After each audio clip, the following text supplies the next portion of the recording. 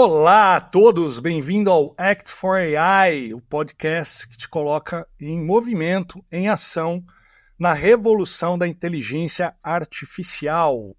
Meu nome é Danilo Favorati, estou falando direto de San Diego, Califórnia, junto com o meu querido amigo Daniel Takabayashi, também conhecido como Taka. E aí, Taka, beleza?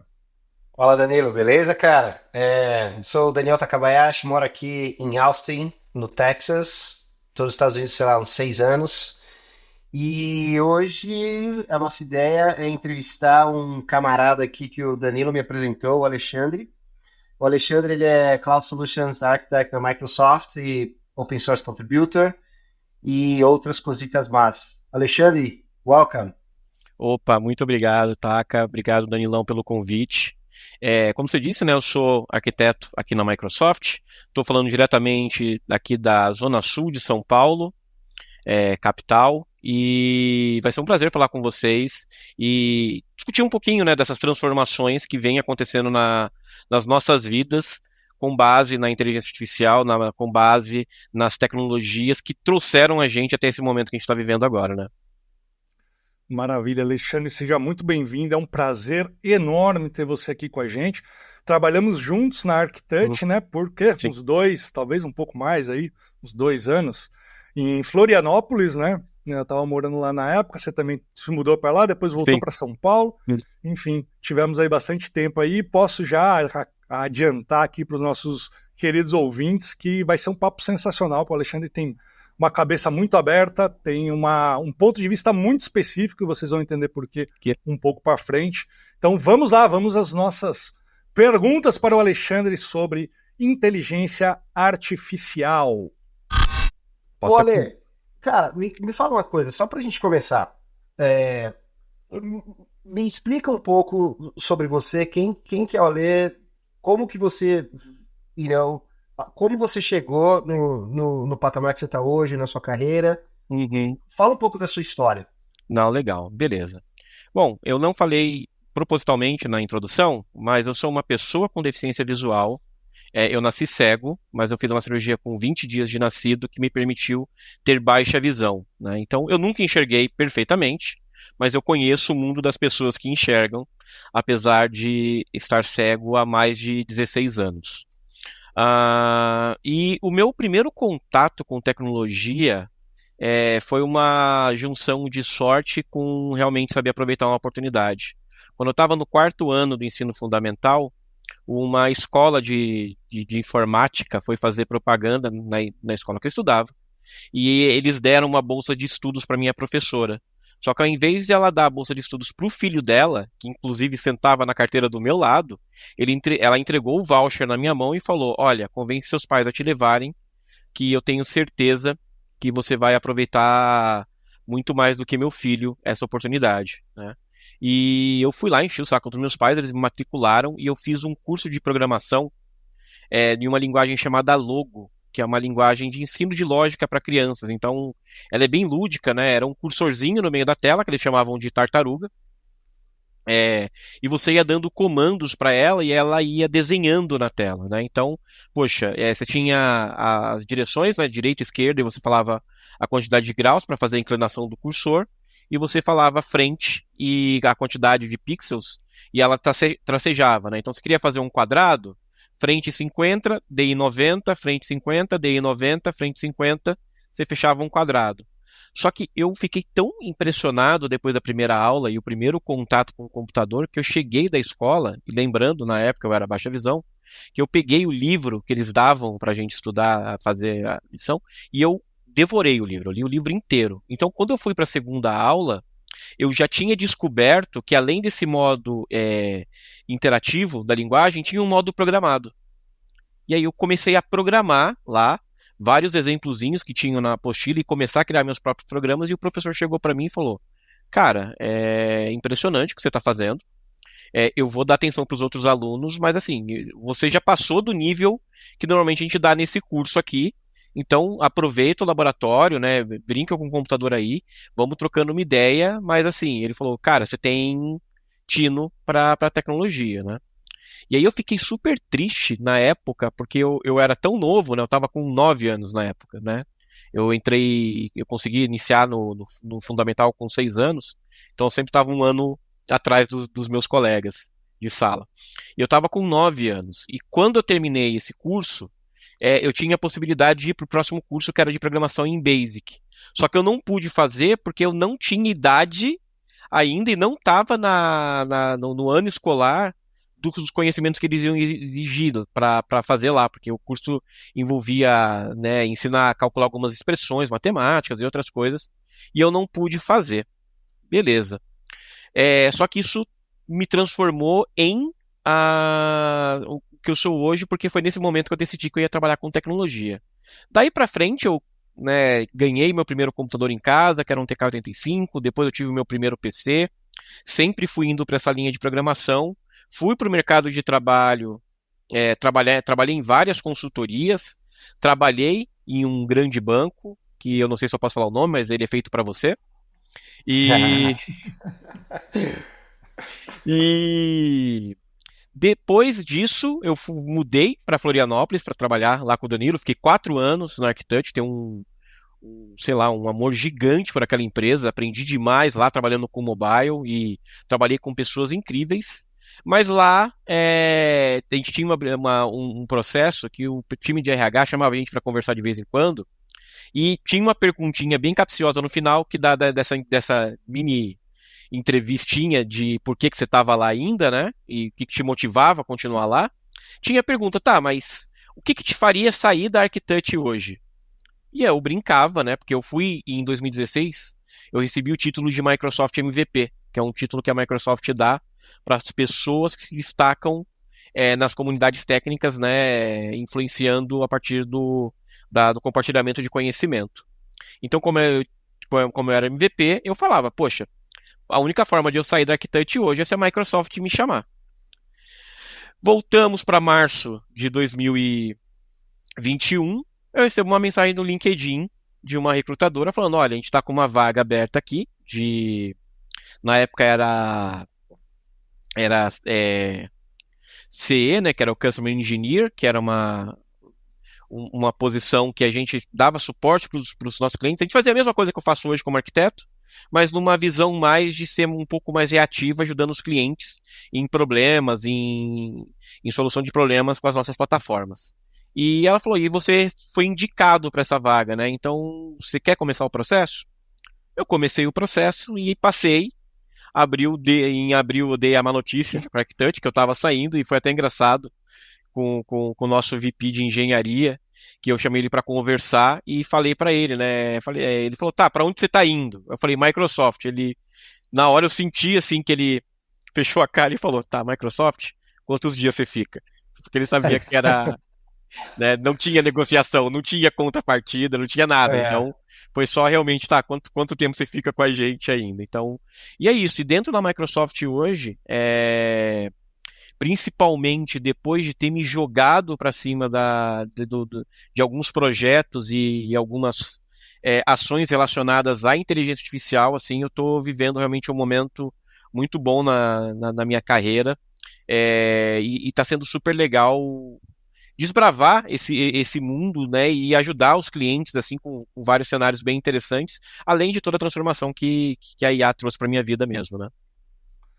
Sensacional. Pude participar de boa parte aí da tua história na Arquitect, não toda porque eu acabei vindo para os Estados Unidos aqui antes, mas a gente continuou, né, sempre se acompanhando e de fato, quando você recebe uma proposta da Microsoft direto, é muito difícil de competir, né? Alexandre, a gente fez uma rodada de perguntas aqui no nosso último episódio com o Eric, falando a respeito de como que a gente usa AI no dia a dia. E eu tô bem curioso de saber como que você usa AI no dia a dia. Não tô falando tecnicamente, construir produtos, nada do tipo. Tô falando no uso normal Sim. mesmo que a galera faz. Bom, tem o básico. Acho que hoje dificilmente a gente faz uma pesquisa, né, nos serviços de busca. Hoje, a primeira coisa que eu faço quando eu tenho dúvida em qualquer coisa é primeiro abrir o Copilot aqui no Windows e fazer uma pergunta para ele, né? De o que é tal coisa, onde fica tal lugar, quem quem é tal pessoa, eu acho que esse é o uso mais básico que eu uso no meu dia a dia. Mas isso todo mundo usa, né? Eu acho que o ponto de vista diferente é que por ser uma pessoa cega, eu, quando perdi a visão, uma das primeiras coisas que virou um motivo de frustração e uma coisa que me incomodava muito, por exemplo, era tirar foto. Por quê? Porque a foto ela tem um processo de que quando vocês que enxergam, né, hoje, olham uma foto, isso dispara um processo no seu cérebro que você volta temporariamente para aquele momento. Então você lembra do cheiro que estava naquele ambiente, você lembra do gosto de alguma comida ou bebida que você estava tomando, a brisa do mar batendo no rosto, tudo isso. E eu não tinha mais isso.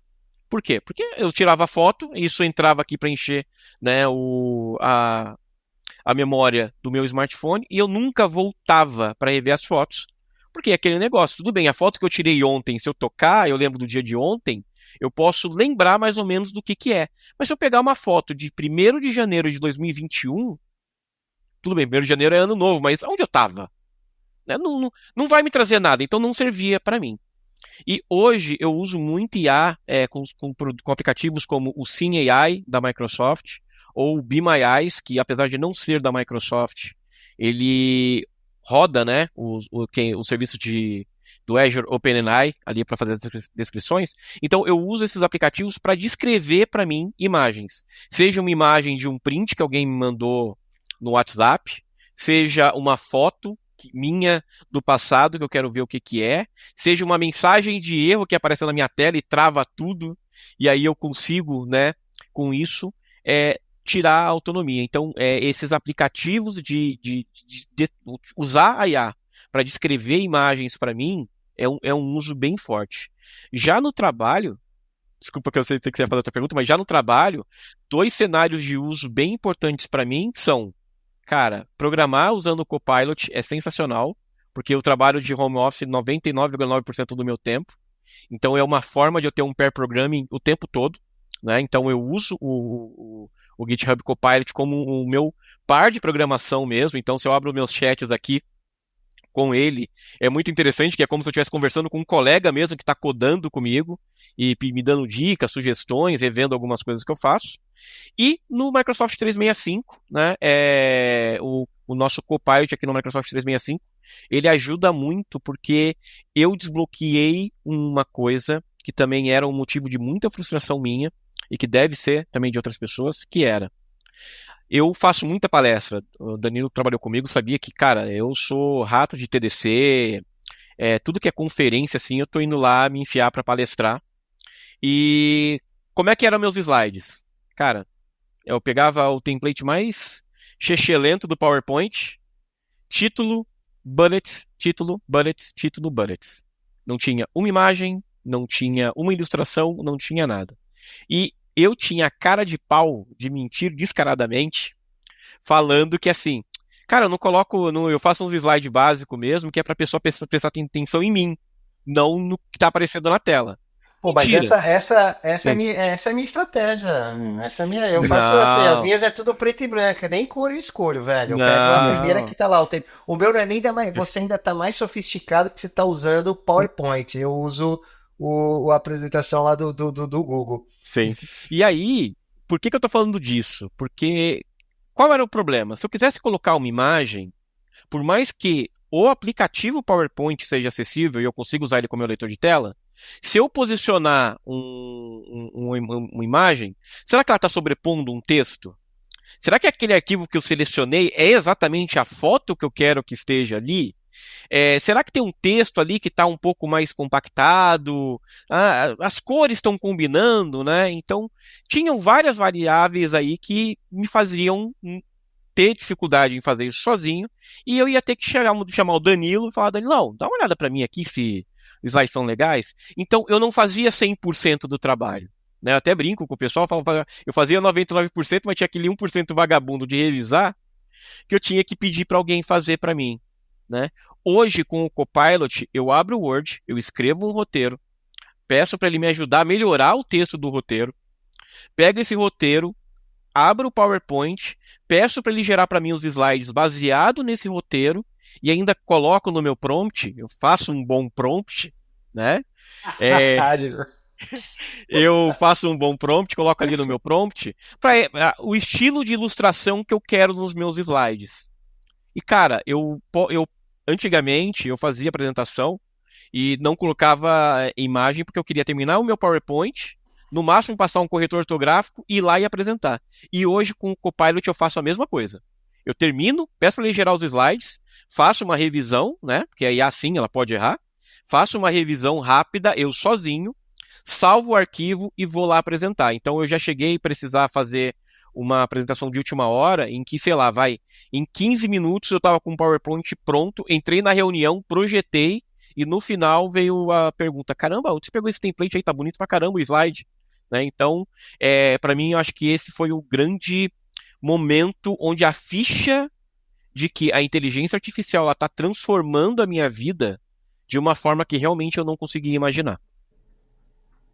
E isso foi muito isso é. rápido, né? Essa Sim. mudança foi absolutamente para todo mundo, né? Uhum. E eu acredito que para você ainda mais, porque justamente abriu algumas possibilidades que antes, como que você faria algumas coisas dessa antes, né? Você provavelmente precisaria pedir ajuda de alguém mesmo, e hoje você tem um assistant, né? Sim. Não é uma pessoa, o que é melhor em muitos aspectos, e que você pode resolver boa parte desses problemas para vocês. E pensando que as nossas LLMs estão baseadas em texto, eu acredito que em alguns pontos você talvez tenha uma vantagem, que é, eu já vi você usando o Content Description no celular, né? Uhum. E, cara, qual é a velocidade que você usa ali de fala? Cara, então, quando você liga, né, o leitor de telas, normalmente no iPhone ou no Android, ele vem com uma velocidade em 30, que ele coloca com 30%, né, da velocidade total. Hoje, eu deixo ali em 80%, né, então eu praticamente quase que triplico a velocidade de leitura. Então, realmente eu leio muito rápido, mas isso também é uma parte de perfil, né? Para quem não sabe como é que funciona um leitor de tela, independente de ser no smartphone ou no desktop, então ele é um programa que ele fica rodando em background e ele se integra com as APIs de acessibilidade do sistema operacional e ele manda para um sintetizador de voz todo o texto que você está interagindo. Né? Então, eu estou lendo um código, cada linha a linha, conforme eu vou movimentando entre cada uma das linhas, ele vai mandando essa linha de texto inteira para o sintetizador falar ela para mim. Né? Eu tô navegando com o smartphone, eu faço um gesto para ir para o próximo elemento ou para o elemento anterior, ele foca nesse elemento, ele lê para mim, né, o texto desse elemento e me diz que tipo de elemento que é, se é um botão, se é uma caixa de verificação, se é um menu, se é um campo de texto, e tudo mais. E aí eu tenho vários perfis de configuração, que é uma coisa, se eu estou lendo um livro de história, eu leio com uma certa velocidade. Se eu estou lendo um código que não fui eu que escrevi, eu estou fazendo um code review, por exemplo, eu coloco numa outra velocidade mais lenta para que eu consiga prestar mais atenção. E até perfis de vozes mesmo, né? Até o próprio sintetizador. Eu normalmente, para ter um desempenho melhor e tentar me aproximar da velocidade em que vocês enxergam as coisas, né? Eu trabalho com uma voz sintetizada que ela é mais robotizada, porque isso faz com que eu não precise, entre aspas, perder tempo, fecha aspas, com as nuances de uma voz humanizada, né? Que vai ter entonação, que vai ter um monte de coisa que vai tornar essa leitura mais lenta e não faz sentido nenhum ler com entonação Pausas, um coisas do tipo. código-fonte, pausa, exatamente, né? Então, assim, eu tô Apesar lendo que um... ia ser engraçado. Sim, If, né? é, Não, mas eu acho que assim, é justo assumir que por você ter desenvolvido essa skill por necessidade de ter usado mais do que a maior parte das pessoas, porque eu também acelero o áudio. sim, Mas eu vou acelerar o áudio duas vezes e meia, se eu entender muito bem tanto a língua quanto o que está sendo falado ali. E eu não tenho o skill de escutar isso numa voz robotizada. Provavelmente eu teria muitos sim. problemas para entender, porque leva um tempo para você se acostumar. Uhum. E uma vez que as LLMs geram, em boa parte, texto, é aí que eu falo, você tem alguma vantagem, porque você está escutando aquele texto numa velocidade muito maior do que a gente é capaz de ler, ou até de escutar, né? Porque a gente não tem a Sim. skill tão desenvolvida quanto você. E- Você concorda com isso ou não? Não, eu concordo e eu vou te trazer um cenário que, até complementando, né? Além da deficiência visual, também fui diagnosticado com TDAH. e isso explica muita coisa da minha vida. Mas imagina a seguinte situação: você é uma pessoa com TDAH que tem que prestar atenção numa reunião e que, para fazer uma anotação, você tem que continuar ouvindo a reunião e ouvindo um leitor de tela. Esquece, eu não fazia anotação durante a reunião. Só que eu não fazia anotação durante a reunião e ficava sofrendo a reunião inteira que eu não podia esquecer que eu combinei de mandar um e-mail, ou que eu combinei de marcar a próxima reunião, ou que eu tenho que pesquisar algum termo, alguma coisa que o cliente falou naquela reunião. Então, terminava a reunião, aí sim eu abria o bloco de notas, eu fazia o que eu tinha que fazer, com um baita medo de ter esquecido alguma coisa, e assim, eu chegava no final do dia, trabalhando 8 horas por dia, eu chegava no final do dia, sei lá, parecia que eu tinha passado o dia descarregando caminhão de areia, né? Era um cansaço mental, era um esforço gigantesco. Hoje também com o Copilot, eu entro numa reunião, eu peço licença para as pessoas, vou lá e ligo a transcrição, que é a única coisa que ele precisa. Terminada a reunião, ele me manda um resumo, falando, na reunião foi discutido A, B ou C, você ficou responsável por fazer C, D e E, fulano ficou responsável por fazer não sei o que lá, e a qualquer momento depois, então não é só assim, terminou a reunião, ele me manda o resumo e já era. Não. Se eu quiser voltar lá agora, numa reunião que eu tive na segunda-feira, e perguntar alguma coisa, como essa informação está no transcript, eu consigo pegar e ter uma resposta ali na hora. Então, eu ganhei uma liberdade, uma paz de espírito gigantesca. Mas além disso, e aí entra o que você falou de ler mais, de uma vantagem em conseguir ler rápido. Quando eu entro atrasado em uma reunião, o Copilot ele me manda no chat, olha, nos últimos 5 minutos o tema discutido foi A, B e C. Então eu entro, eu já pego já tomo um spoiler do que está rolando ali e consigo seguir na reunião como se eu não estivesse lá. Só que agora eu quebrei num caso de uso interessante, é que tô brincando muito aqui na Microsoft, que como eu tenho muita reunião que compete uma com a outra, né, eu tenho que priorizar as de cliente.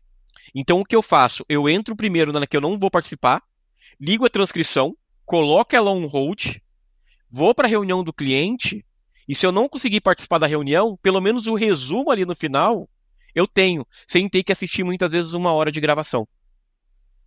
Faz sentido. Eu tenho uma pergunta, Alexandre, Uhum. em relação a isso, né? Primeiro, seria interessante você descrever rapidinho qual que é o seu papel na Microsoft, né? E Uhum. por que você tem esses calls com essas ligações com clientes. E eu gostaria de já fazer um outro questionamento que é em relação Uhum. à privacidade ou à forma que os clientes reagem quando você sugere a gravação ou a Uhum. transcrição. O que você está percebendo, se as pessoas estão se acostumando mais com isso, né? Ou se Legal. tem algum tipo de resistência. Beleza. Bom, como Cloud Solution Architect, adoro, o nome é muito bonito, né? O meu papel principal hoje é ajudar os nossos clientes a tirarem maior proveito das nossas plataformas. Como eu sou, né, e aí eu sou da vertical de App Innovation, ou seja, eu ajudo os clientes com problemas, né, relacionados a desenvolvimento. Então, eu sou o cara ainda da programação. Então, poxa, vai começar um projeto novo. Vamos sentar e vamos fazer uma sessão de desenho de arquitetura. O projeto já está rodando. Poxa, vamos olhar se existem otimizações a serem feitas e se as decisões tomadas foram as melhores. Poxa, o sistema já está em produção. Legal, vamos ver se a gente consegue fazer uma otimização de custo. Vamos ver se a monitoria está correta, né? E a gente está pegando os logs corretos. E, obviamente, né, por ter esse contato muito frequente também com o cliente, eu também não sou chamado só para essa parte bonita, para essa parte legal, que é começar o projeto. Eu também sou chamado porque, poxa, o projeto está no ar, mas está lento. O que está acontecendo? Olha, vamos fazer um troubleshooting aqui, vamos analisar, ou, poxa, faz um code review aqui para mim. Hoje em dia a gente faz menos, mas acontece, né? Faz um code review aqui para mim, vamos ver o que a gente consegue melhorar, cara, não tem nenhuma estrutura de log aqui, o que você recomenda baseado no meu, né, na minha base de código, o que você recomenda para melhorar. Já em relação à privacidade, eu acho que tem uma coisa que é bem interessante e bem importante. A gente tem vários treinamentos, né, em relação a a ética dentro da Microsoft, e tem uma frase que é muito repetida lá dentro, que é Microsoft runs on trust, né? Então, a gente tem não só isso, né, reforçado em contratos, mas a gente tem um compromisso muito sério com os clientes em relação à privacidade, tanto das pessoas quanto da companhia como um todo, em relação a código-fonte, a propriedade intelectual, a ambientes, tudo mais. Então, assim, tem coisas que eu não posso fazer. Por exemplo, eu não posso pegar e eu ir direto no ambiente do cliente e pegar um log. Não, eu tenho que criar uma área segura, onde esse cliente ele sobe esse log lá, eu tenho acesso a esse log, eu consigo fazer tudo o que eu tenho que fazer, e automaticamente esse log, depois de X dias do meu atendimento, esse log ele é excluído, para que nenhuma informação fique ali. Já em relação às conversas, eu acho que hoje, para as pessoas, gravar uma reunião se tornou algo muito padrão, porque as pessoas gostam, normalmente, né, muita gente faz pelo que eu passo, que é ter 2 reuniões no mesmo horário. Então, muitas pessoas já entram na reunião falando assim, ó, posso gravar? Porque a pessoa que também deveria estar aqui comigo não vai poder participar e ela quer assistir depois. E como a transcrição nada mais é do que a gravação da reunião, só que em texto, então, para mim, hoje, isso tem sido super tranquilo. Obviamente que no nível de atuação que eu trabalho, né, eu não lido com coisas tão secretas e tão complicadas a ponto de, né, exigir um sigilo muito maior. Mas como hoje, quem trabalha dentro da nossa plataforma, né, já sabe que tem todo esse controle de segurança, e eu acho que, para mim, hoje, uma implementação de AI, a grande dificuldade é isso, né? É como é que eu etiqueto corretamente as informações para falar. Isso todo mundo tem acesso, isso só um grupo tem acesso, isso só uma pessoa tem acesso. Esse tem sido talvez o maior trabalho que as companhias têm tido na adoção de LLM, de conseguir fazer um trabalho que eles nunca fizeram, que é de etiquetação dos dados, né? O Taka tem a solução para isso aí, não tem, Taka? Escreve melhor o prompt.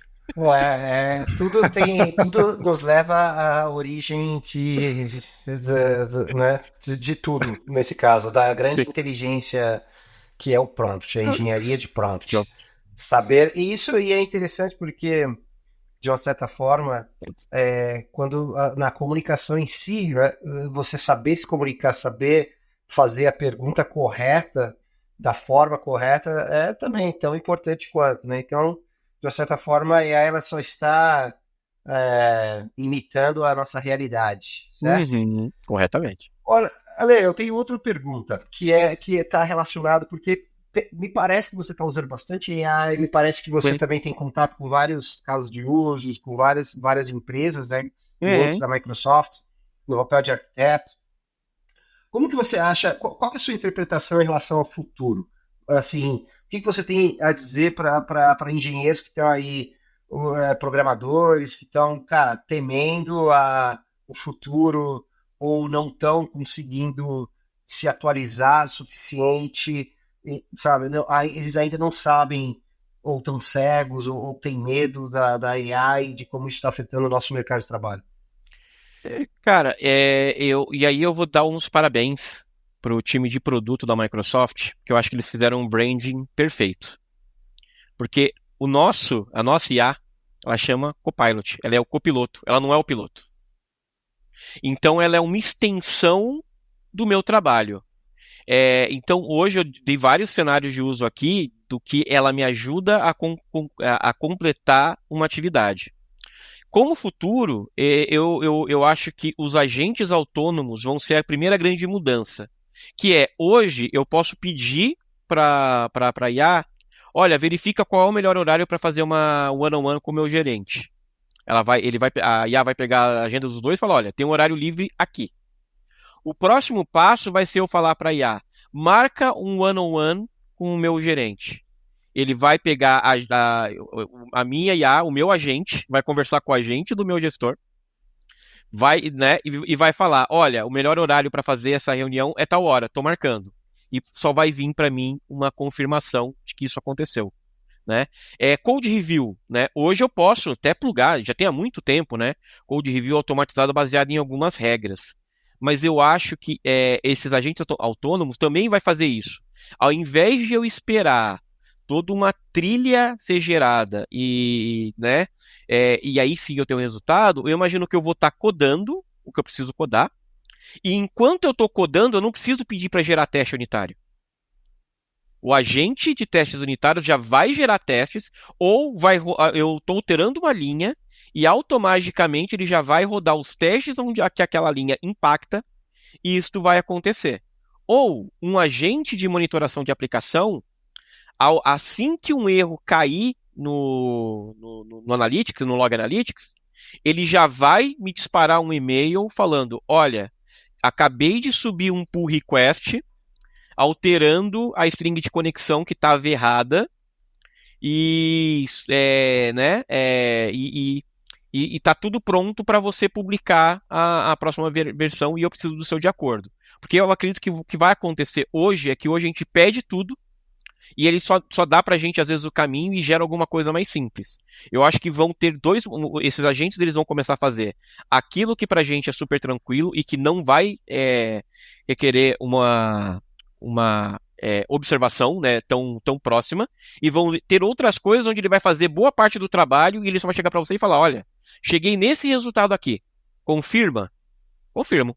Pumba, ele vai fazer. Então, o que eu vejo muito para o futuro é exatamente isso, é isso cada vez complementando mais a gente, e aí, não só para nós engenheiros agora, mas para os novos que vão vir, eu acho que é fundamental para a gente não se tornar obsoleto, a gente entender como isso funciona e nós sermos o diferencial. Então, hoje, eu sou valorizado pelo meu conhecimento técnico, mas principalmente pelo meu conhecimento do negócio dos clientes que eu atendo. Então, eu consigo sentar de frente com os meus clientes e falar tanto tecnicamente da solução que a gente está implementando, como eu entendo perfeitamente como o business dele funciona para poder dar a melhor sugestão. Então, nós da nossa área, cada vez mais a gente vai ter uma demanda menor, então codificar, você não vai mais codificar 8 horas por dia. Ninguém já faz isso hoje, mas enfim, você não vai mais codificar... Ninguém nunca fez. Né? Mas você não vai codificar 8 horas por dia, você vai passar um tempo codando sim, e um tempo bem importante, mas a maior parte do seu tempo vai ser entendendo requisitos de negócio com o seu cliente e conseguindo auxiliar a IA a fazer isso. A IA não vai fazer isso por você. Né? E aí é onde as soft skills elas vão se tornar super importantes. Então essa parte de comunicação, de saber fazer boas perguntas, cara, vai ser super válido, porque você vai passar boa parte do seu tempo fazendo perguntas. E eu acho que essa capacidade de estruturar a pergunta e saber perguntar correto, mas meio que adaptado com a forma que os prompts eles deveriam ser criados, eu acho que isso eu acho que esse é um dos skills que as pessoas deveriam estar mais preocupadas em aprender. Semana passada, na verdade, essa semana eu estava testando algumas ferramentas que elas são multi-agentes, baseadas em multi-agente, mas que basicamente eles são copilots também. Eu testei duas, eu testei o Zero Agent e testei o Aider. E eles são duas ferramentas que são integradas no Visual Code, e basicamente o que você faz, você começa tudo só com a sugestão, com sua intenção, com o contexto, né? Então, por exemplo, eu preciso criar uma prova de conceito para testar, por exemplo, eu estava testando Kafka, para testar algumas métricas de latência com o servidor Kafka. E eu quero que você crie um arquivo, né? E aí comecei a falar, eu quero que você use essa biblioteca, quero que ele tenha esse mais ou menos esse formato, quero que você use... Então eu dei mais ou menos as diretivas, e aí o agente ele já começou a criar os arquivos, ele já colocou no Git, porque aí cada alteração, a partir daquele ponto, ele já ia fazer os commits, né, tudo local, ele já pedia acesso ao prompt, à saída, né, o output, né, para poder interpretar os erros, e começou a compilar. Então, na verdade, esse futuro que você estava descrevendo para a gente, na verdade, ele já existe protótipos dessa ideia que está correndo, que está andando, e é o futuro, né? Como é que é o nome daquela outra ferramenta, Danilo, que você estava usando, que você me falou, cara? Os O caras viram. Cursor e o Replit Ah, são é. dois também O muito bons. Cursor é outro cara também que parece, eu acho que eles acabaram de receber um puta do investimento para a criação da ferramenta deles, que é basicamente um fork do Visual Code, que é completamente guiado por AI, então é todo ele, desde o começo. E aqui eu não estou falando o approach do GitHub, né, com o compiled do GitHub, que basicamente você vai ali no código e pede para ele refatorar ou fazer alguma coisa assim. Não, eu estou falando da criação do começo, desde a concepção. Uhum. Existe uma ideia um conceito chamado AI First Mindset. Que Uhum. basicamente é o quê? É você começar o seu dia a dia. É você começar a sua tarefa. Qual a tarefa que você tem que fazer? Já interagindo com o seu, com seu assistente. Então você já planeja dali, né? Então, nesse caso, no contexto de programação, é você falar, cara, eu preciso criar um software que vai fazer isso. Essas são as restrições, essas são as constraints. E eu gostaria de usar, e aí você pode Uhum. sugerir ali tecnologias e tal. E começa a interagir Sim. até a parada ir para frente, cara. E aí, se você quiser colocar código de teste, você coloca. Se você quiser criar casos diferentes ou trabalhar com uma certa abstração, coisas que é uma outra conversa que eu estava tendo com o Danilo essa semana sobre abstração, né? Que no mundo de AI talvez a gente não precise mais de abstração. Né? A abstração Sim. era feita para gente, para simplificar o nosso entendimento daquela complexidade, daquela tecnologia. Uhum. Mas enfim, eu Mas vou. só te dando um update, então, bom, no GitHub Copilot, a gente tem essa forma de interagir, que é no código e fazendo os pedidos, mas você também tem o conceito um conceito chamado GitHub Copilot Extensions, foi anunciado no ano passado no evento do GitHub, que ele já tinha há bastante tempo, mas pouca gente fala e pouca gente usa. A gente tem uma extension que alguns comandos ali no chat, que um deles é o workspace.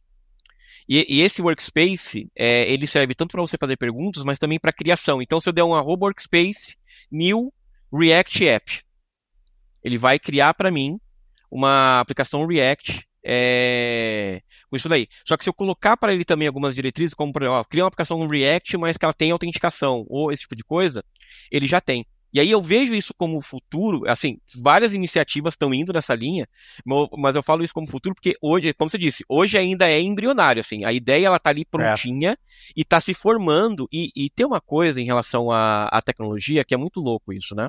Porque se a gente estivesse tendo esse papo há 2 anos atrás, a gente não ia imaginar que a gente está aqui agora, porque o ser humano ele tem um pensamento muito linear. Né? Tanto que a gente se baseia, até hoje a gente fala muito da lei de Moore, de que a cada 2 anos e meio os clocks dos processadores dobram, tal, e já não é mais assim, porque apareceu no meio do caminho o multicore, né? Onde eu não aumento a velocidade, mas eu aumento a quantidade de cores. Mas a outra coisa é que é isso, assim, a gente pode estar falando, a gente pode estar com essa visão de futuro agora, e sei lá, amanhã saem novos morangos aí, né? Sai alguma coisa que muda completamente o jogo e que vai fazer essa ideia aqui pra gente, parece ser sensacional. Você fala, cara, eu não acredito que eu falei aquela besteira naquele podcast, né? Porque o Acho que negócio agora é o mudou muito. momento da tecnologia que a gente está mais à mercê de falar besteira, né, cara? Porque Sim, não tem como antecipar tudo que vai acontecer, né? exato. Então é muito louco isso. Mas para mim, eu acho que realmente a gente já tá mudando e olha como já mudou drasticamente, né? Eu não vou falar o nome, mas eu tenho aquela caixinha de som da Amazon aqui, né? Que se eu falar, ela sai pulando aqui na mesa. Cara, assim, quando a gente compra ela, é fantástica, é incrível. Olha que legal, eu posso automatizar minha casa, ela liga a lâmpada, ela apaga a luz, ela conta piadas. Depois que saiu, né, o ChatGPT, que para mim é a virada de chave, quando a gente entendeu, né, o que uma LLM poderia fazer, cara, essa caixinha aqui ela virou uma porta. Porque eu não posso falar, acende a luz do escritório e apaga da cozinha. Ela não entende isso, Ela né? virou mais burra da noite pro dia, né? Ela ficou mais Total, burra. Ela continua total. funcionando Ah, igual, mas não fala assim, nossa meu, não fala. comparação. As minhas filhas adoram. Não, cara, não, então, mas, cara, assim, e para mim, o momento realmente do PowerPoint, pra mim ali foi a virada de chave de eu falar, cara, é pra isso que serve a IA. E assim, tem uma utilidade legal, porque assim, eu concordo com o que você disse, assim, e sim, né, ela perdeu boa parte da utilidade dela quando você compara com outras coisas, e ela virou um brinquedo. É, Ela virou um brinquedo. Era um negócio que era o suprassumo da tecnologia. Você tem uma assistente que você conversa com ela por voz, e o chat GPT fez ela virar um brinquedo. Ela virou sei lá, sabe? Então, é impressionante isso. Então, prever o futuro é muito complicado, mas eu acho que a linha que a gente vai seguir muito forte, independente de como vai ser isso, assim. Não sei se a gente chega naquele ponto do filme Her, que eu amo de paixão, né? O filme é maravilhoso, mas não sei se a gente chega naquele ponto tão avançado assim em pouco tempo. Mas sim, a gente começar a ter esses agentes autônomos que fazem de tudo pra gente, e não só vir pronto, né? Não é só a plataforma te entregar algo pronto, mas realmente a gente ter esse poder na mão de criar automações inteligentes de verdade sem ter que enfiar um monte de if. E isso que você falou, Taka, para mim é muito importante. Uma das capacidades que eu acho que me ajudaram muito na carreira foi sempre conseguir ouvir o problema do cliente no mundo real e abstrair isso para virar uma solução de software. A gente precisava abstrair. Hoje, com o prompt, eu não abstraio mais, eu peço o que eu quero. Porque se eu abstrair, ele vai me gerar alguma coisa abstrata, e não é o que eu quero. Né? Então, exato, exato. essa forma de pensar ela também mudou bastante. Ela tem que Cara, ser adaptada para a realidade, né? deixa eu aproveitar para adicionar uma coisa aqui que eu acho que tem tudo a ver com essa questão das skills e de como que os programadores do futuro serão, mais uma vez, sem tentar adivinhar o que vai acontecer no futuro. Mas eu tenho um grande amigo que a gente fez faculdade junto, inclusive ele me passou em boa parte das matérias da faculdade, e a gente trabalhou junto no passado também, durante alguns anos, e ele saiu da área para ser músico. Então ele veio aqui para Los Angeles Music School, aqui, fez uns cursos, voltou para o Brasil, tinha banda, dava aula, ele ficou mais de 10 anos fora do mercado de TI. E ele resolveu voltar agora. Ele gosta bastante de programar, ele não saiu porque queria vender coco na praia, não. Só que ele gostava muito da música, né? E ele falou, cara, música acho que pra mim deu, eu cheguei, foi legal, mas eu quero voltar para a área de TI. Eu falei, não, tá bom. Ele falou, meu, por onde que eu começo, cara? Eu tô pensando em fazer certificação de DevOps, ou de DBA, ou de alguma coisa do tipo. E eu virei para ele e falei, cara, você tá numa posição muito boa. Primeiro porque você já é um cara que sempre teve as soft skills já mais avançadas do que a maior parte das pessoas. E o que o mercado está precisando agora é muito mais de soft skill do que de hard skill, porque a AI facilitou o acesso a hard skill, né, no fim das contas. Né? Evidentemente que os grandes especialistas que vão a fundo na coisa não vão ser substituídos pela AI, mas eles vão fazer o trabalho deles mais rápido por conta da AI. Né? A AI vai dar esse auxílio para ele, já dá hoje em dia. Né? No meu caso, por exemplo, 90% do código que eu gero hoje, pelo menos nos meus projetos pessoais aqui, 90% é gerado por IA. Eu não vou ficar escrevendo if, eu não vou ficar escrevendo for, eu não vou ficar fazendo essas coisas. Eu penso na arquitetura, inclusive a minha arquitetura já está mudando para ficar mais fácil de eu conseguir gerar o código com a AI, mais difícil de um humano dar manutenção, mas mais fácil da AI da manutenção, porque tem essa também, da forma que você estrutura teu código, você vai dar preferência para um para outro. E eu falei, cara, a única coisa que eu não te indico fazer é estudar uma hard skill sem pensar na IA junto contigo. No mínimo, a AI tem que estar te ajudando a estudar para te facilitar, mas eu não iria a fundo na soft skill, na hard skill, para aprender cada detalhe dela, porque não tem tanta necessidade agora. Falei, para você é mais importante entender como que as suas soft skills aliadas com a AI já te colocam no mercado hoje em dia. Eu falei, se você juntar essas duas coisas, você já tem um perfil bom de soft skills. Ele sempre foi aquele cara que entrou em qualquer projeto, já virava coordenador, porque era um cara muito bem organizado, um cara que se comunicava bem com todo mundo, que sabia, né, deixar os ânimos de todo mundo nivelados. Então, quer dizer, eu falei, para você tá voltando num momento ótimo, porque é um momento que tá todo mundo tendo que se reconstruir, e que você especificamente já tem muitas das skills que são necessárias, né? Então, eu queria adicionar isso aqui, porque é isso, está mudando o perfil das skills que um programador bom tem que ter, mas não está saindo, não está deixando de existir o programador. O que está deixando de existir é o digitador de código. Esse digitador de código, ele vai ter vida curta mesmo. Agora, precisa de muito mais do que isso para escrever software, né? Uma outra perspectiva da mesma coisa tem a ver com a interface, né? Eu acho que a grande mudança é a forma que a gente está programando, porque ainda essa semana, por exemplo, eu acho que umas 2 noites eu estava interagindo com esses agentes, tentando criar esse software para medir a latência no Kafka. E o que eu percebi ali foi a interface, porque eu ainda estava programando, minha cabeça era, cara, eu tenho que fazer um software, ele tem que funcionar, ele não pode ter bug, eu tenho aqui exatamente as features que eu quero, né? Mas a forma que eu estava interagindo, a forma que eu estava trazendo aquele problema, cada uma daquelas features foi o meu maior desafio. E eu fiz em várias interações diferentes, que é a parte melhor de todas, é você falar assim, cara, esquece tudo que eu falei, vamos começar de novo, saca? Porque eu já sei muito mais, e aí cada vez que eu fazia cada interação, eu chegava no mesmo ponto, mas muito mais rápido e sabendo muito mais.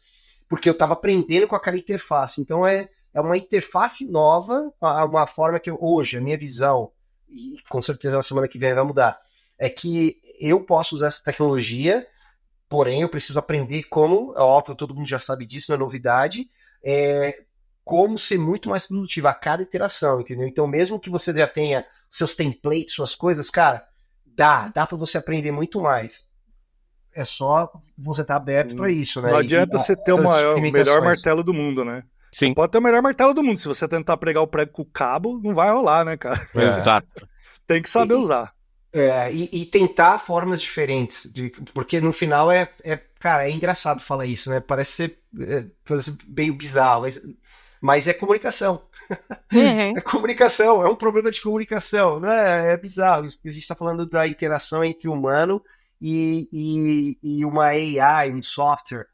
E no final, um dos grandes desafios que a gente tem é a comunicação, mas não que ela não entenda a gente, é a gente que consegue se comunicar direito no final, né? Porque se a gente se comunicar adequadamente, o agente, AI, cara, ele vai se comportar de uma forma muito mais estruturada. É claro, é um software também tão bom, né, de fazer um mimic dos humanos, de imitar, né, de imitar os humanos, que até os problemas ela traz junto, né. É quase que ele está muito mais especializado em ser humano, em comunicação de ser humano do que nós mesmos, né. É óbvio que você tem que saber como funciona a tecnologia por trás, isso é muito importante para você se beneficiar muito mais. Então, por exemplo, toda vez que você vai... A personificação é uma coisa muito forte, é um conceito muito forte que já foi provado por muita gente que funciona. Aquela ideia de você, antes de qualquer tarefa, você personificar, você falar, o ChatGPT faz de conta que você é um programador sênior em Python, com 20 anos de experiência, especializado em arquitetura cloud Microsoft. Ok, tô pronto, vamos. O que você quer? Aí vem a sua task. Por favor, cria um quadro. Por quê? Porque aquilo tem a ver com o domínio da informação. Então tem a ver com, imagina, a LLM ela foi treinada com toda a informação disponível no mundo, certo?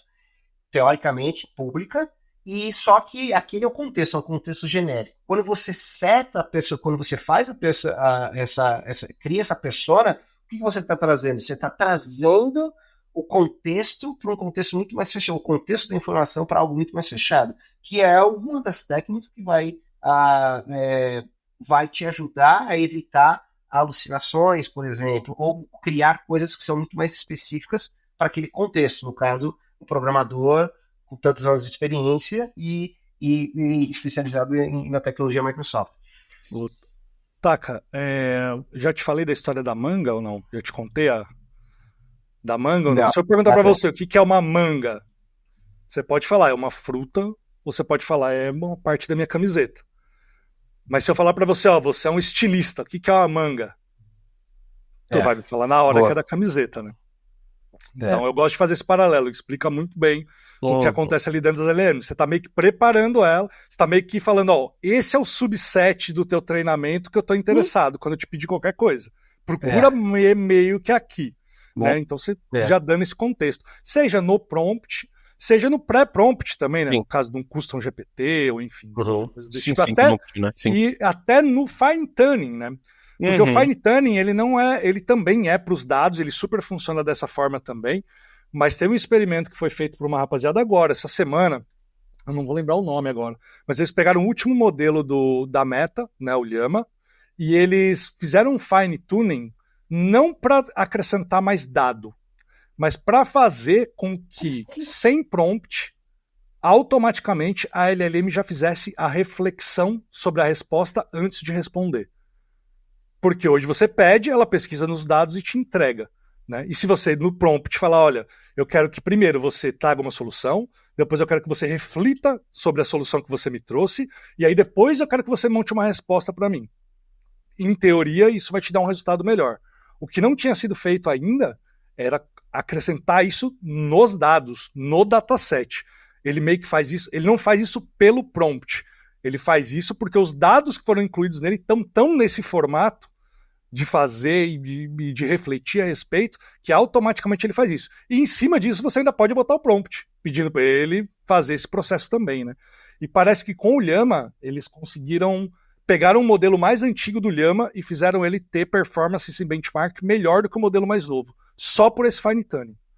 Então, né, agora eles pegaram o modelo mais novo e fizeram a mesma coisa. E ele está batendo em todo mundo aí nos benchmarks, né?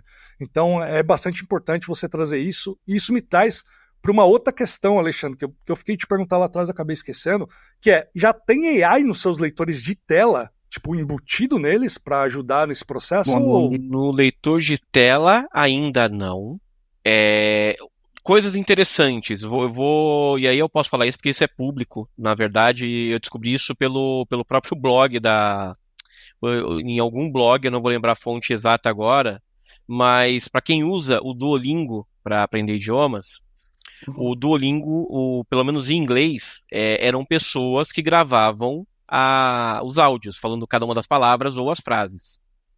E de um tempo para cá eles mudaram e eu percebi que eram vozes, primeiro, né, umas gravações melhores, com um áudio muito limpo, uma pronúncia muito legal, praticamente sem sotaque, né? Não existe, né, sem sotaque, mas era um sotaque, um inglês mais neutro, vamos colocar assim, né?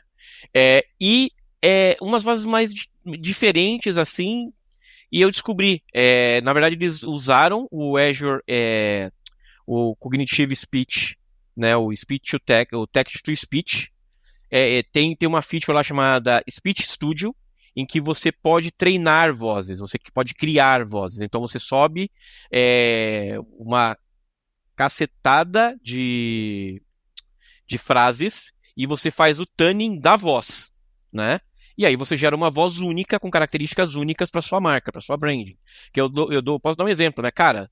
Tem a Lu lá da Magalu. Eu não preciso estar prestando atenção na TV. Só de ouvir a voz do avatarzinho, eu já sei do que é o comercial, né? Então, o Speech Studio ele nasceu muito com esse intuito de você criar uma voz personalizada para a sua marca. Então, a gente já tem isso para as vozes, mas não tem no leitor de telas ainda. Mas uma coisa que eu achei incrível foi durante a última Microsoft Build, que eles mostraram lá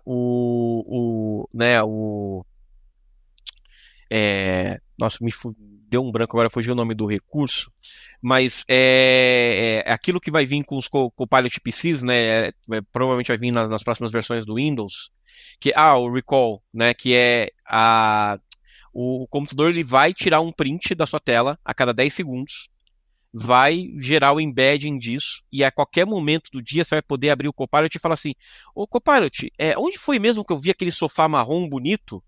E ele vai voltar na linha do tempo e falar, foi nesse link aqui, e já te dá o link para você clicar e cair na página que você estava vendo para aquele momento, né? E aí, esse lance de você ter uma IA agindo, entendendo o que está na sua tela o tempo todo, eles mostraram um case muito interessante, que era um cara, que ele falou assim, cara, eu quero jogar um pouco mais de Minecraft com meu filho, mas eu não entendo nada de Minecraft. Você pode me ajudar a criar uma espada? Aí a IA fala assim, né? Ah, claro, por favor, abra o inventário. Aí ele abre o inventário, né? Ele fala até o comando, aperta o I para abrir o inventário. Ele aperta o I, ele fala, não, tô vendo aqui que você tem metal, você tem pedra. Olha, para fazer o cabo da espada você precisa de madeira, então você tem que procurar blocos de madeira. Aí ele, legal, vou começar a explorar. Aí o cara fala, meu Deus, o que aconteceu? Aí a IA fala assim, nossa, é um zumbi, corre, se esconde. Puta, ainda dá emoção pra parada ainda. Sim, sim. Bah, eu Então, quero isso cara, agora. exato. Não, se você quer, imagina eu, né? Se você quer, imagina eu. Então, o que eu imagino que vai acontecer aí também, né, do ponto de vista de acessibilidade, em muito pouco tempo, é que hoje eu preciso tirar uma foto e ter uma descrição. Eu vou começar a ter essa parada em tempo real. Outro case com o GPT-4o, tá? Isso foi a OpenAI demonstrando. O Be My Eyes, ele também foi um aplicativo, né, que eu falei aqui, que eu uso ele para descrever imagens. Ele foi criado por um cego na Inglaterra, e o objetivo dele era juntar voluntários a pessoas com deficiência. Então, eu fazia uma chamada de vídeo, né, ele abria a câmera de trás e eu podia pedir para um voluntário, sei lá, ler uma bula de um remédio para mim, achar algum objeto que tivesse caído no chão, ou coisa do gênero. Legal. O que esse cara fez? Ele pegou, abriu o GPT-4o, lá, né, o aplicativo da OpenAI, e falou, olha, eu quero pegar um táxi. Aí, analisando o caminho, assim, ele com a câmera para frente, né, o OpenAI falou para ele, né, o ChatGPT falou para ele, olha, tem uma rampa à sua direita, quando você descer, você vai estar de frente para a avenida, né, caminhe até lá. Aí, na hora que ele caminhou até lá, ele falou, aponte o seu celular para a esquerda. Aí o cara apontou o celular para a esquerda, ele falou, um táxi está se aproximando, pode acenar. Sensacional, cara. E Deixa. a minha pergunta era justamente nesse sentido, né? Porque uma coisa é melhorar a experiência. Eu achei legal que você começou por isso, né? A IA pode ser usada para melhorar o que já existe, mas ela pode trazer um outro contexto completamente diferente. Porque hoje no leitor de tela você precisa selecionar na tela o que você quer ler. É muito ativo. Sim. Mas pode ser completamente reativo, baseado no que está na tela e baseado na experiência que o leitor de tela tem contigo, ele vai te dizer o que é importante e o que não é, né? Que tá na tela. Porque diminui ainda mais o tempo que você precisa para consumir a informação se ele fizer isso de forma decente. Te dar um né? outro case bem interessante também. Já tem uma startup na Inglaterra, que inclusive faz parte do grupo que a Architect faz parte, tá? Essa empresa. Uma das coisas que a gente perde também é que a gente tem pelo menos em português, tá? Em inglês e espanhol tem muito mais conteúdo com audiodescrição. Qual é a proposta de valor dessa startup? É você mandar qualquer vídeo para eles e eles te devolvem esse vídeo áudio descrito por IA. Só que audiodescrição não é simplesmente falar para mim o que está acontecendo no vídeo. Tem toda uma técnica de falar sem atrapalhar o diálogo. E falar aquilo que é importante. E também não é me dar uma descrição tão profunda que vai atrapalhar a minha experiência. E também não me deixar pontos para eu imaginar algumas coisas. Né? Então, não é tirar conclusões por mim. Então, tem toda uma técnica. Então, eles treinaram uma IA especializada em audiodescrição, que áudio descreve todo e qualquer conteúdo. Hoje é isso, hoje é bet. Eu mando para eles um vídeo, isso vem. Cara, para mim é uma tecnologia que daqui a alguns anos a gente vai estar dando risada porque isso vai estar embutido no próprio player. Ah, sim. Vai estar no chip do teu celular, se bobear, Sim. né? Ele vai fazer até local, né? Sim. Sensacional. Ale, você já se sentiu perdido, cara, no meio de tanta inovação, como engenheiro, O tempo AI inteiro. ou não? E O como é tempo que você, inteiro. como que você lida com isso? Qual que é a sua estratégia? Hoje eu tô com 46 anos, né? Então, hoje eu entendi que, primeiro, não dá para abraçar o mundo, e segundo, não dá para lutar todas as batalhas. Por que hoje eu falo de IA, como estou falando de IA com vocês aqui? Por que né, virou uma paixão minha? Quando saiu o ChatGPT, eu acho que como qualquer ser humano normal, eu vi aquilo primeiro como uma coisa engraçada. Eu vi o ChatGPT primeiro como um brinquedo, que me contava piadas, que escrevia, que gerava para mim histórias super interessantes, que respondiam perguntas sobre os dados que ele já conhecia, e foi legal. Mas eu senti ali, depois de um tempo, principalmente, e aí né, como as coisas se vão convergindo, né? Mas depois de um tempo eu percebi, com o investimento que a Microsoft fez, com a forma que isso começou a ser tratado dentro da própria Microsoft, que tinha algo ali que a maioria das pessoas não estavam percebendo. E foi quando eu me joguei para estudar IA. E a, par- a partir do momento que eu comecei a estudar e eu vi essa lacuna de conhecimento das pessoas sobre, começaram a surgir os primeiros projetos em cliente e as pessoas levantando a mão falando que tinha pouca gente, né, com conhecimento para ajudar naquelas soluções, e foi onde eu me joguei, onde eu me destaquei, né, e fui super reconhecido aí no ano passado. Eu ganhei até um Talent Award esse ano e tudo mais. Então, hoje, o que eu acho que o interessante é tanta informação e com abundância tão grande que o ideal é você escolher uma coisa, ficar muito bom nessa coisa, e se essa coisa for IA, por exemplo, a IA vai te ajudar com os outros problemas. A gente fala muito hoje do generalista, e eu tenho uma visão muito própria de que você não pode ser generalista se você não primeiro for especialista em alguma coisa. Porque se você é meia bomba em back-end, meia bomba em front-end, você não junta os dois e fala que você é bom em full stack. Você continua sendo meia bomba, né? Um não completa o outro. Agora, se você é muito bom de back-end e te dão um desafio em front, você desenrola. Se você é muito bom em front e te dão um desafio em back-end, você desenrola. Então, eu acho que hoje o interessante é isso. A gente, durante um tempo, a gente perdeu o foco, começou a estudar 1 milhão de coisas ao mesmo tempo e não foi. Uma coisa que era bem interessante de ter trabalhado com o Danilo, nossa super referência lá de Android. Cara, a gente trabalhou numa empresa que tinha time de Android, time de iOS e time de cross-platform. Porque, cara, se eu quero fazer uma coisa muito bem feita em Android, eu preciso de um especialista em Android. O cara de cross-platform, como ele entrega para os dois, ele entrega rápido. Mas dependendo do que a gente precisasse fazer em cross, ou a gente tinha que pedir ajuda para o especialista em Android e falar, cara, nativamente como é que você ia escrever isso aqui? Ah, bom, beleza, já sei qual API que eu vou seguir, e depois tinha que chegar e fazer a mesma pergunta para a pessoa de iOS, né? Agora, se fosse a empresa 100% cross, será que a gente ia conseguir chegar nesse resultado? Então, acho que a importância da especialização e a importância de escolher uma área para ser a sua main area, e o que está ao redor, ela vir como um complemento, e a gente ter né, essa possibilidade hoje de ter esse nosso tutor o tempo todo, que é a IA, eu acho que é a forma melhor de você se destacar dentro da carreira técnica hoje. Não, eu tive uma experiência essa semana que foi bem interessante, porque assim, conhece, sei lá, já faz uns 10 anos, né? Primeiro comecei com computer, com visão computacional, NLP, e agora GenAI. Mas eu nunca tinha, assim, parece que cada vez que eu aprendo a interagir de uma forma diferente, o negócio explode muito mais a forma que eu consigo usar, ou sei lá o que acontece, mas eu estou num processo de transformação. E essa semana foi muito louco porque eu nunca, assim, eu já sabia que isso era possível. A gente sempre fala coisas aqui que depois que a gente fala parece óbvio, mas na hora do vamos ver mesmo você nunca lembra, né, de usar.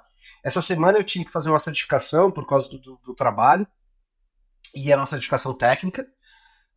Algo, aliás, assim, parênteses, que eu achava que ninguém dava mais importância, mas tem gente que ainda dá. E eu reprovei, cara. Primeiro eu fui lá, né? Eu vou fazer, tá! Oh, era 70%, eu tirei 69%.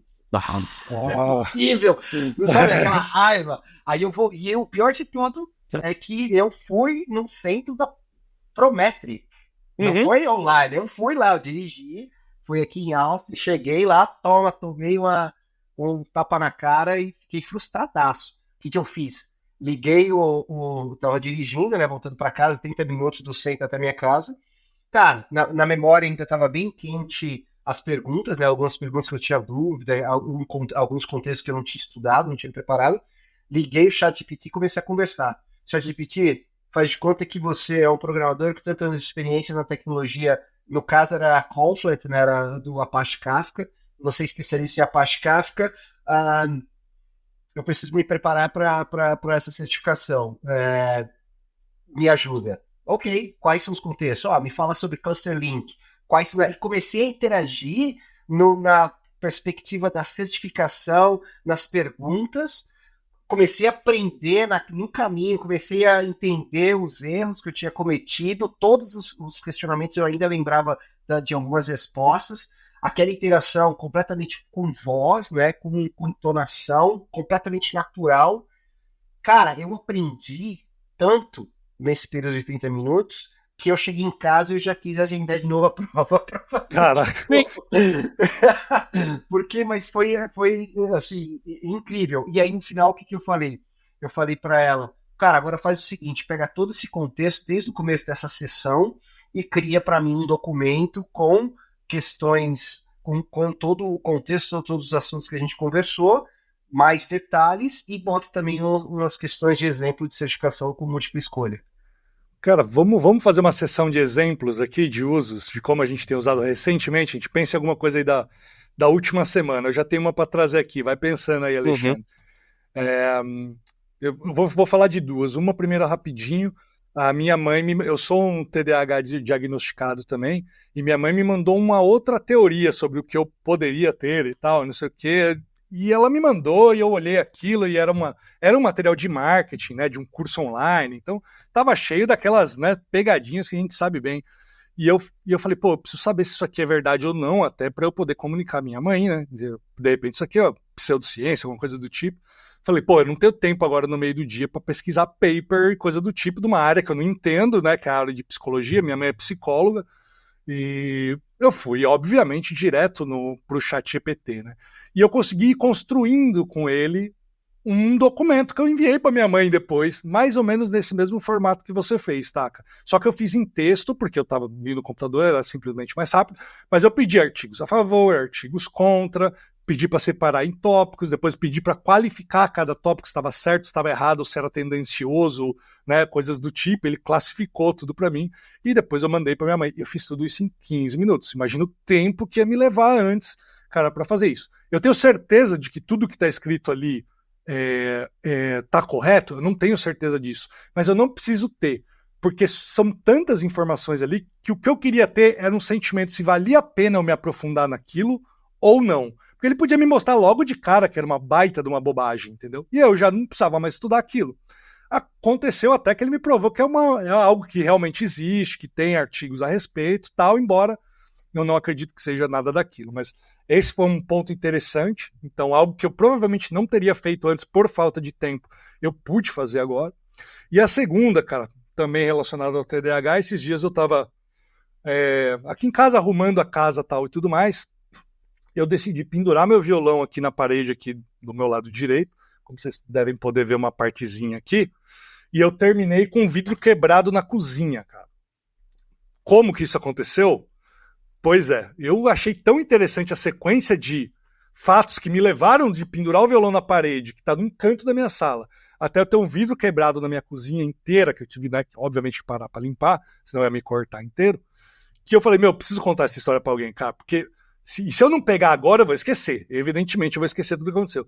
Então, eu liguei o ChatGPT no meu celular na parte de voz.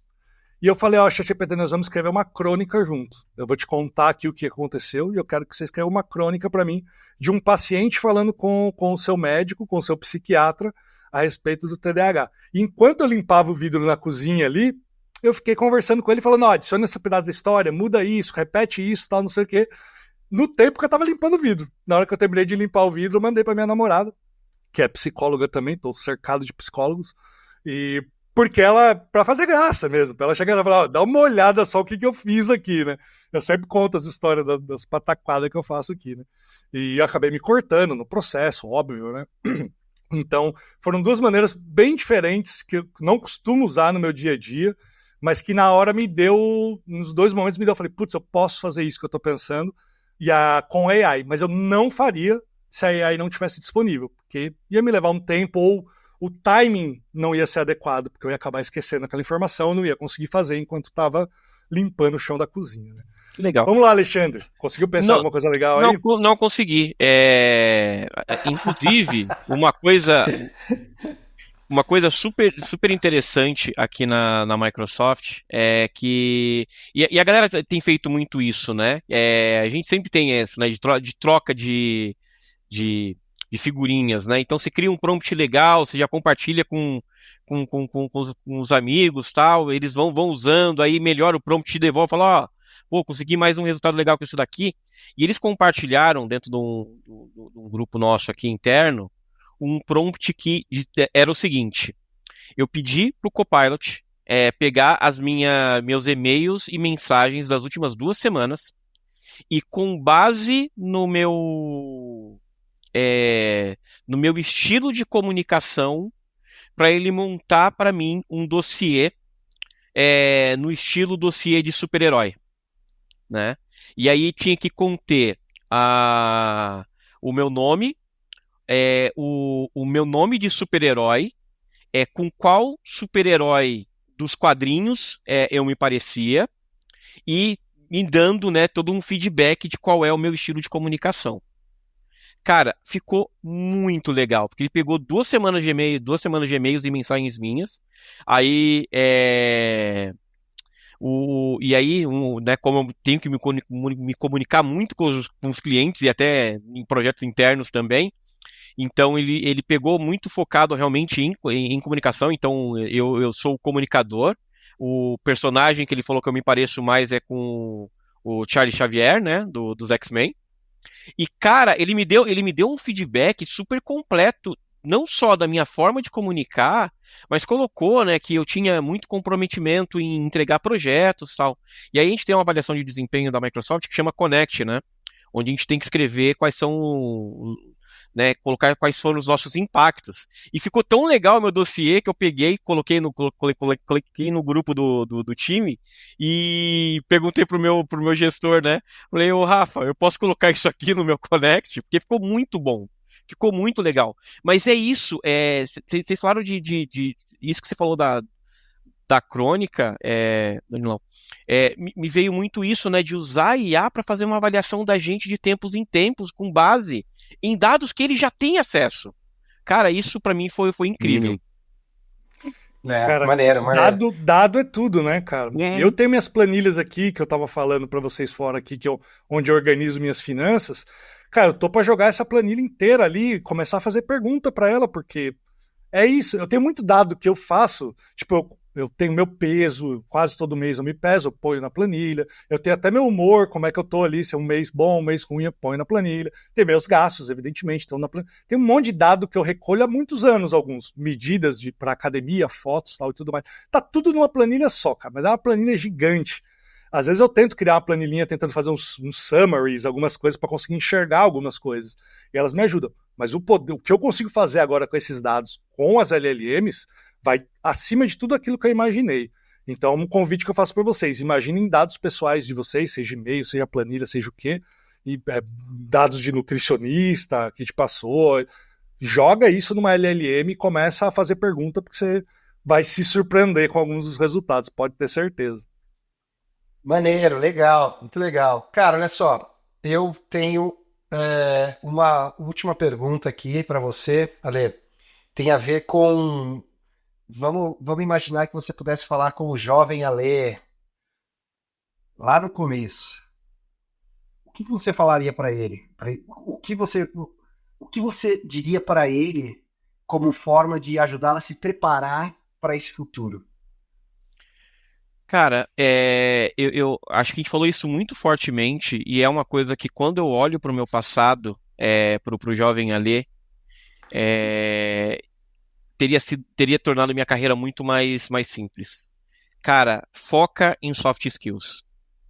Eu fui aquele nerd raiz mesmo, de que tinha muita dificuldade de se comunicar, que era muito introvertido e que tinha uma dificuldade muito grande, não só de falar com as pessoas de coisas boas, mas principalmente de coisas ruins. Eu tinha muita dificuldade de pedir ajuda, né? Então, isso fez com que eu sofresse muito tempo com alguns problemas, porque eu queria resolver sozinho, porque eu achava que se eu não resolvesse sozinho, eu, né, ia ser taxado como uma pessoa, um profissional não tão bom. E foi quando eu abri as portas da minha vida para me comunicar, para palestrar, para fazer as coisas, né, para ter mais visibilidade, que as reais oportunidades apareceram. Porque o ruim também, e assim, não estou dizendo, tá, gente, que porque você é introvertido, as coisas não vão acontecer para você e você vai ser taxado por isso, não é. Mas te dificulta mais, porque se você faz um bom trabalho, somente um bom trabalho, você vai receber uns tapinhas nas costas, um parabéns, porque muitas vezes você fez, né, simplesmente o que te foi pedido e legal. Mas quando você consegue entregar um bom trabalho, mas você também é um bom vendedor desse trabalho, levando ele para outras pessoas e para outros níveis, e aqui isso dentro da Microsoft é muito válido. Eu fazer um negócio legal é bom, mas se eu levo esse projeto e eu potencializo ele com outras pessoas, com outros times, né? O meu poder de impacto ele se torna muito maior e a minha avaliação ela também é melhorada, né? Então, é isso, como é que eu consigo levar o meu conhecimento a outras pessoas, ajudar outras pessoas, ter essa parte de comunicação. E aí, novamente, a gente volta, né? Se eu não me comunico bem com outras pessoas, eu não vou me comunicar bem com a LLM, né? Então, comunicação, uma vez, numa discussão, a gente chegou com eu e meu amigo, a gente brincou que se a gente fizer uma derivada de qualquer problema, a gente chega em comunicação, né? É verdade. Cara, essa praticamente a mesma conclusão que eu cheguei também. Parece que todos os problemas que acontecem na Sim. corporação, por muito tempo eu fui manager. Uhum. E tudo em relação a manager ou em qualquer outra posição de liderança, de destaque, de responsabilidade, tem a ver com comunicação. Tudo se resolve over-communicate, se comunicar, como você se comunica, a estrutura de comunicação. É engraçado você falar isso. Então, Eu concordo 100%. então é isso. Então, eu ia falar para o Alê, cara, estuda na época, né? Estuda Clipper, depois vai estudar Delphi, tudo bem, não tem problema nenhum, mas já começa a se tornar uma pessoa mais comunicativa. Cara, isso acho que teria me aberto muito mais portas e, não sei, eu entrei na Microsoft com mais de 40 anos, talvez eu tivesse conseguido recebido esse convite para vir bem antes, sabe? Então, eu acho que isso teria mudado muito fortemente a vida do jovem Ale. Nice. Sensacional, Ale, sensacional mesmo. Quero agradecer pela tua participação aqui, cara. Você é um cara excelente, sempre com a cabeça muito aberta. E para quem está escutando a gente, escute 2 vezes as dicas de carreira do Ale, ele me ajudou muito na minha carreira. Vou te dizer que foi um dos responsáveis por me trazer aqui para os Estados Unidos, porque eu tinha muita dificuldade, muitas crenças, muito por conta do inglês. Eu já tinha 35 anos, não falava inglês ainda. A gente até fazia aula junto, né, Leda? A gente estava na mesma sala e você sempre foi um cara que falou, Danilão, pô, cara, tá bom, cara, você já se comunica bem, o lance da língua vai passar, você vai chegar lá, vai falar com um monte de gente que também teve o mesmo problema, tá tranquilo. E me ajudou demais, cara. Então aproveito aqui para publicamente te agradecer também, porque você foi parte importantíssima da minha carreira, acrescentou muito aqui no podcast, né, um ponto de vista absolutamente sensacional. Muito bom também entender um pouquinho mais como que a Microsoft está, né, trabalhando com essas tecnologias, e eu não uso o Office muito, uso o Copilot mais no meu WebStorm, no IntelliJ, como um plugin só, né, e é bom ver que isso está cada vez mais integrado dentro de todas as ferramentas, PowerPoint e tal e tudo mais, porque hoje é um pouco da dificuldade. Quando você está trabalhando com múltiplas ferramentas, colocar AI no processo acaba ficando complicado. Você tem que tirar de uma ferramenta, jogar na AI, botar na próxima ferramenta, jogar na AI de novo o resultado. Então, quanto mais essas ferramentas estiverem conversando, eu acho que a nossa vida facilita demais. E então quero agradecer muito pelo seu tempo, cara. Sei que é difícil de conseguir uma agenda aí contigo. Você, né, mega palestrante aí, tá todo mundo sempre te chamando. E é só o nosso segundo episódio aqui, a gente mal tem ainda um alcance. E você foi, cara, como sempre, um cara sensacional de dar essa força pra gente aparecer aqui, cara. Obrigado demais. Gostou Gostou do podcast? Não, sensacional, cara. E incrível, assim, as perguntas muito, muito bacanas. E, cara, é isso, assim, eu sou suspeito pra falar porque é um tema que eu me apaixonei de verdade e tô vendo, sentindo na pele realmente todos os dias dessa transformação. Então, cara, eu que quero agradecer a oportunidade de estar falando com vocês e com esse público maravilhoso aqui que com certeza vai avaliar super bem aí no seu player de podcast, aqui no YouTube e em qualquer outro lugar que você estiver ouvindo a gente também. E, né, como eu sempre convido no fim das minhas palestras, vamos mudar o mundo uma linha de código de cada vez. Como é que a gente faz para te achar, Ale? Se Cara, eu quiser te achar. qualquer rede social, qualquer uma mesmo, é Magulation. M-A-G, 2-Os, L-A-T-I-O-N. Não vou explicar por que Magulation, daria um outro podcast, mas segue lá, LinkedIn, X está bloqueado aqui no Brasil, mas adiciona lá que quando eu voltar a gente... Quero agradecer a todos os nossos ouvintes, continue nos acompanhando, especialmente no YouTube e no Spotify, mas também no seu aplicativo de podcast favorito.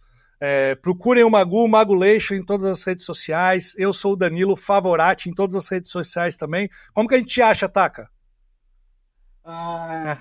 Daniel Takabayashi, LinkedIn, eu não tenho. Eu tenho X, Dan Takabayashi, mas o X agora está proibido. Pois é, né, rapaz? Que fase! Um outro assunto. Mas é isso aí. A gente chega lá. Muito obrigado a todos os ouvintes e até a próxima. Um abraço e tchau!